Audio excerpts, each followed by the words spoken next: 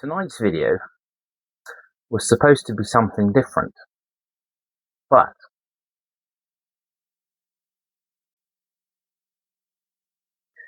yeah, I bought a second-hand hobby chair.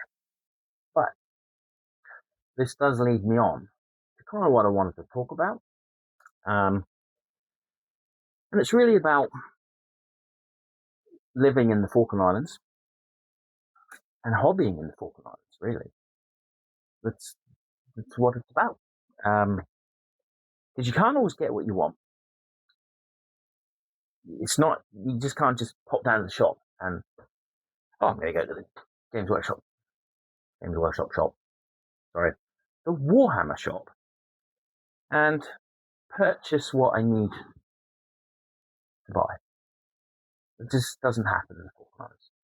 You can order, yes, but it takes some time. Boats, it's every 3 months.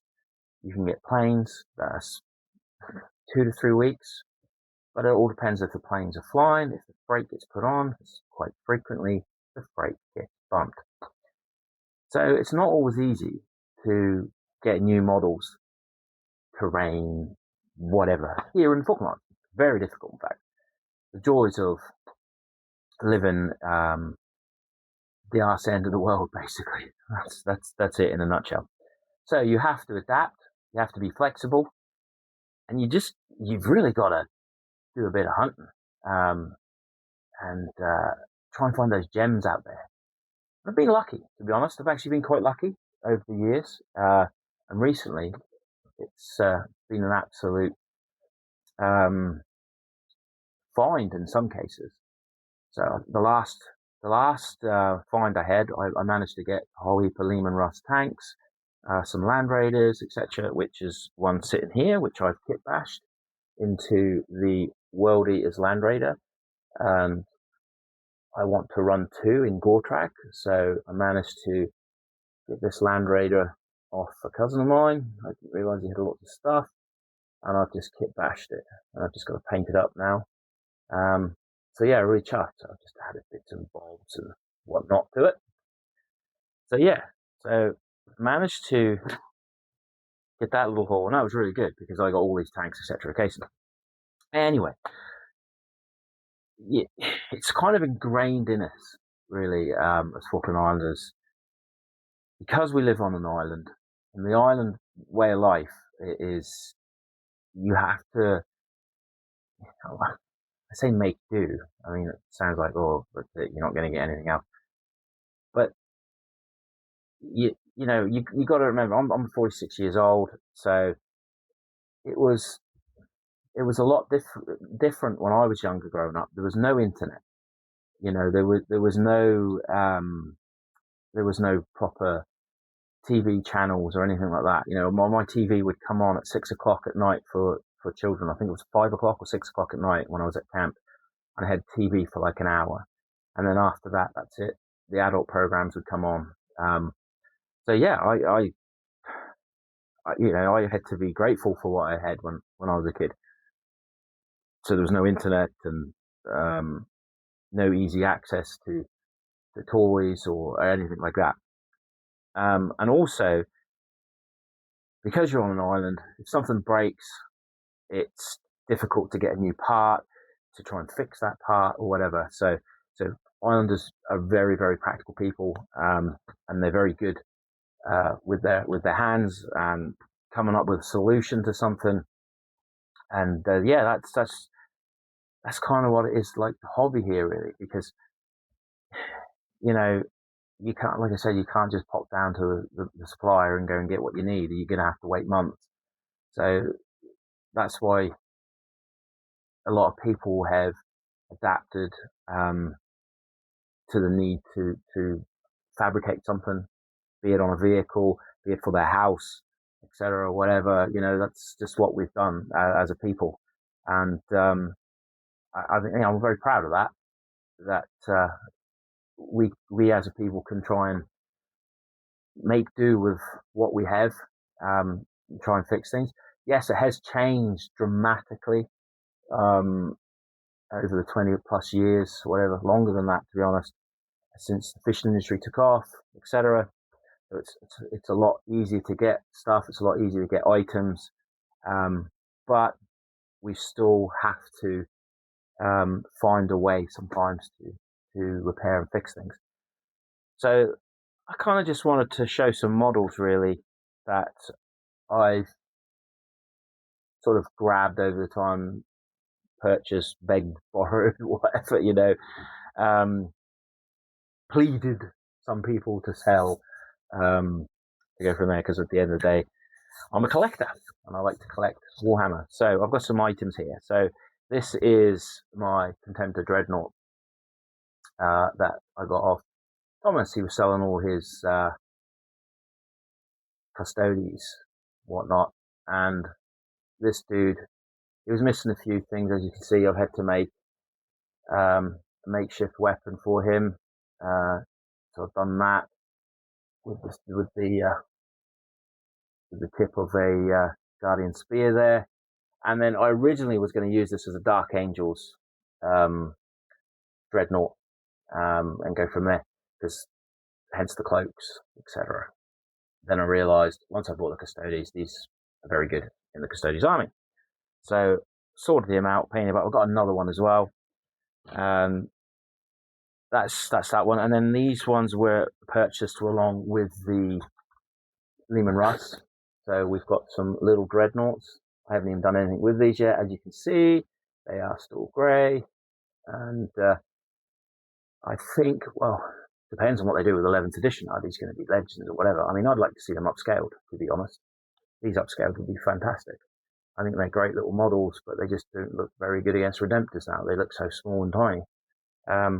So I'd like to see these upgraded, but I'm going to utilise these, I would say, for the Dark Angels chapter that I want to do, because I think they look pretty fitting. I just got to change a few things around, because I think these ones were set for Blood Angels. So, but that, yeah, a bit of kit bash in there, and that goes a long way. Then I've got this. I've got two of these, in fact, the drop pods. These were brilliant. Again, off my cousin, this was. I was really chuffed to get hold of these. It has got a missing door. I think it's up in the box up there somewhere. It's not actually missing. So, and then one of these is a bit stuck. So I've got to figure out to sort that out, because I would like to be able to open it up and then close it. So I don't want it glued shut. This is the older drop pod. I was thinking about potentially making these into a World Eaters drop pod. I know they're not in the game or whatever. High hopes, fingers crossed that they are. So there is that possibility. Or I will just paint them for Kayson's White Scars, potentially. I think maybe a White Scar drop pod. One for White Scars, one for Dark Angels, maybe. I don't know. I haven't decided yet what I'm doing with them. So that's why they're sort of in my pile of potential. And I'll decide what I want to do with it.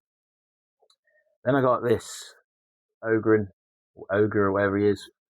He's an old world chappie that I had in my box set, and there's a banner there that I've grabbed off another model set. I can't even remember where that come from now or whatever. No, that is part of his, and this here is off another World Eater model that I found. That I had. And then that was the Enforcer and his bodyguard. So there's a Enforcer I've kit bashed with his bodyguard. So the Enforcer is just a whole bits and pieces that I had, and his head and his body. Well, his body is part of a it's a guard, yeah, custody. It's a Astra Militarum guard, and then his head and stuff. I've actually got some Age of Sigma. Oh God, what's it called? Warhammer, old Warhammer. So the Cities of Sigma.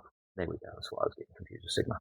So I created those two. I've actually got two Enforcer and Bodyguard, and that, and then I've got the Bulgrin. So I got an old Bulgrin, in fact, from someone local here, some of the old boys, and I've kept him.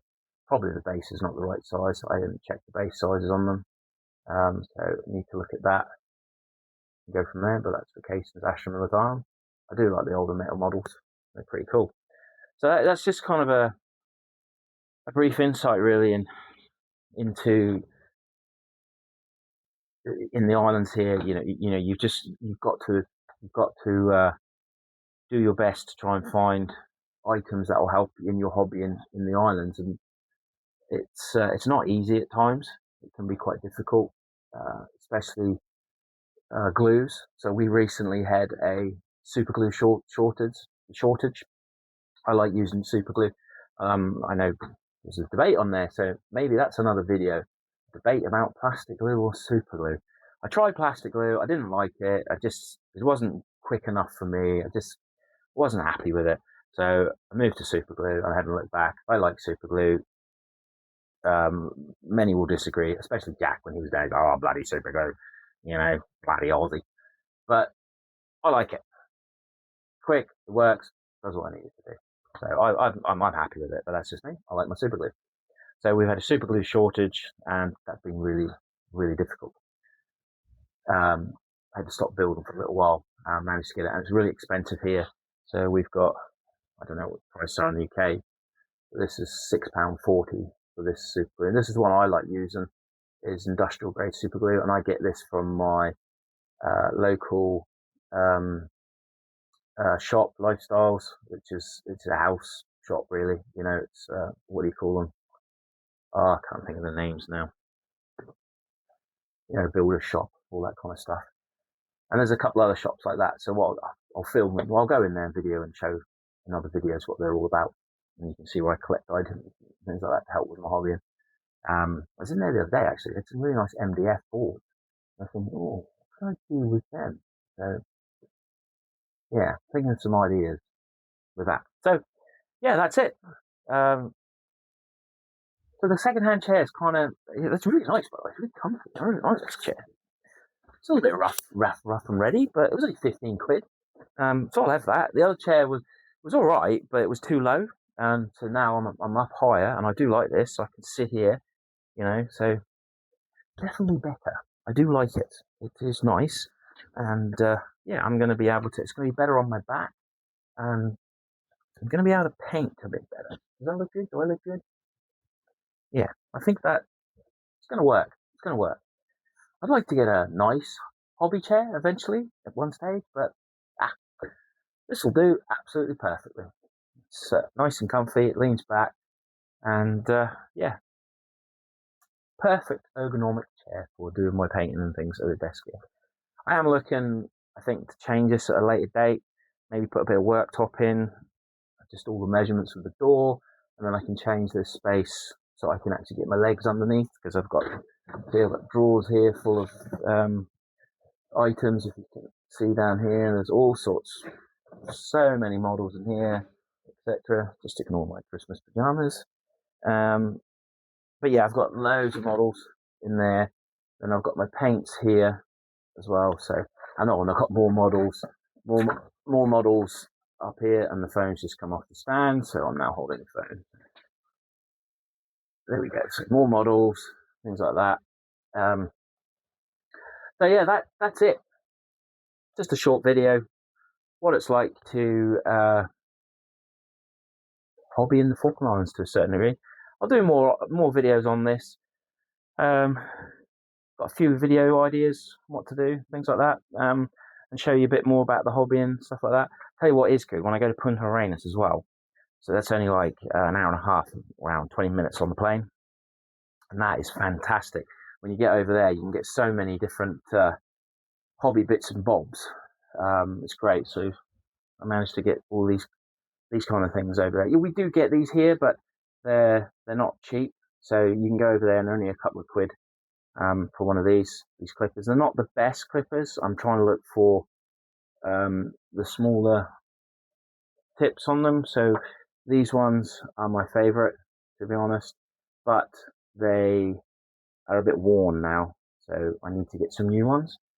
But yeah, no, I've managed to get loads of stuff from Punta when I've gone over. Paints, so a lot of the paints in here, my army painter set, come from Punta Arenas when I was over there, in a lovely little place called La Fortaleza, who I've linked up with. So that'd be great. So there we go. That is a little bit about secondhand items, hobbying in the Falkland Islands. You know, one man's junk is another man's treasure. That's what I always say. So, right, that's it. Thank you for watching, and see you in the next video, nerdlings. Do like, share, comment, subscribe. That would be much appreciated. Do all those lovely things. Until next time, catch you later.